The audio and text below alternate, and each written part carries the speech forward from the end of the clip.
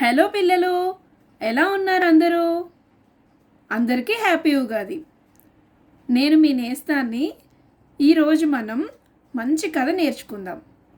స్నేహం గురించి ఒక మంచి కథ చెప్తాను, వినండి.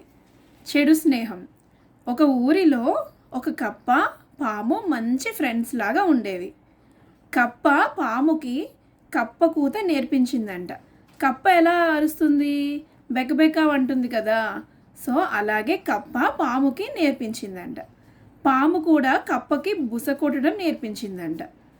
సో పాము కప్ప రెండు కూడా చాలా ఫ్రెండ్స్ అయిపోయాయి. పాము ఏం చేసిందంటే నీళ్ళలోకి వెళ్ళి కప్ప నేర్పించిన కూతను యూజ్ చేసింది.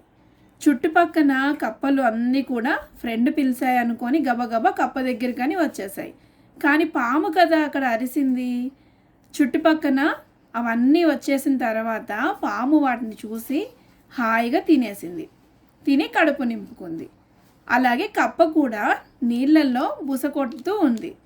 దాని దగ్గరికి పాములు వచ్చేవి కాదు, ఎందుకంటే దాని ఫ్రెండ్ పాము బుస కొట్టడం నేర్పించింది కదా. సో కప్ప దగ్గరికి రాకుండా భయపడి పాములు కూడా వెళ్ళిపోయాయి. అప్పుడు కప్ప నిర్భయంగా ఉండేది. ఇలా కొంతకాలం సాగింది. ఆ తర్వాత పాము చేసే ఈ పని కప్పలకి తెలిసిపోయింది. ఆ పాము దగ్గరికి వెళ్ళడం మానేశాయి. అప్పుడు పాము తినడానికి ఏమీ లేక బక్క చిక్కిపోయి ఎండిపోయినట్టుగా క్షీణించుకుపోయింది. ఆ ఆకలికి తట్టుకోలేక తన స్నేహితుడైన కప్పని కూడా తినేసింది.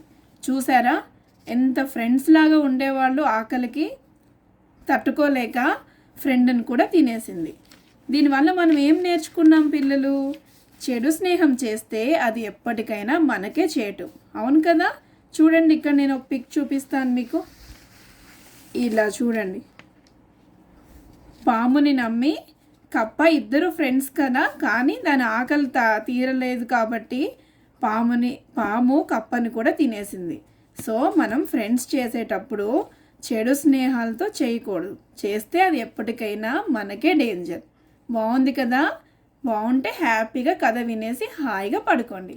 బాయ్. రేపు మళ్ళీ ఇంకో కథతో కలుసుకుందాం.